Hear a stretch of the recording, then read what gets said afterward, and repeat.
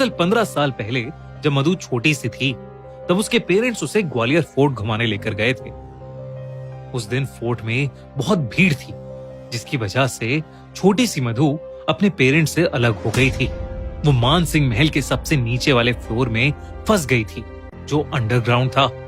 वो उस ग्वालियर फोर्ट की एक ऐसी जगह थी जहां अक्सर कम ही लोग जाते थे। उस जगह को रात में अक्सर बंद कर दिया जाता है, क्योंकि लोग कहते हैं कि ग्वालियर फोर्ट की उस जगह में रात को मुगलों और अंग्रेजों के जरिए मारे और सताए गए राजा रानियों की आत्माएं भटकती हैं। इन्हीं सब बातों से मधु के पेरेंट्स का डर बढ़ता जा रहा था, लेकिन फिर भी उन्होंने गार्ड्स को बताया कि उनकी बेटी मधु अंदर रह गई है। वो सब मिलकर मधु को ढूंढने लगे।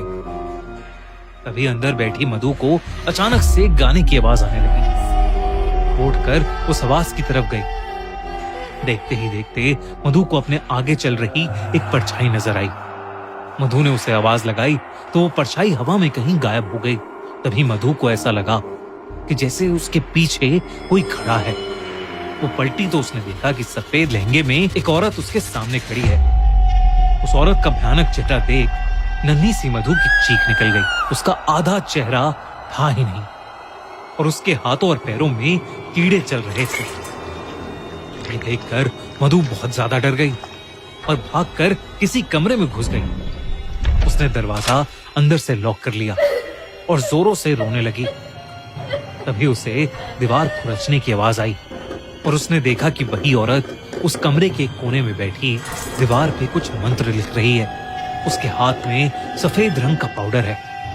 मधु उसे देखकर वहीं जम गई। तभी उस औरत ने अपना चेहरा धीरे से पलटा और मधु की तरफ रेंगती हुई आने लगी। उसने मधु की आंखों में झांका और उसके माथे पर वो व्हाइट पाउडर लगा दिया। मधु को तभी चक्कर आने लगे और वो वहीं बेहोश हो गई। अगली सुबह मधु का बेहोश शरीर अपने आप उसी पॉइंट से मिला जहां से उसके पापा ने छलांग लगाई थी। इसके बाद मधु उठी ही नहीं। उसके पेरेंट्स उसे कई डॉक्टर्स के पास लेकर गए, मगर कोई समझ ही नहीं पाया कि आखिर वो बेहोशी की हालत में क्यों फंस गई थी। उसकी सांसें तो चल रही थीं, लेकिन वो अपनी आंखें खोल ही नहीं पा रही थी। ऐसा लग रहा था कि जैसे वो कोमा में चली गई हो।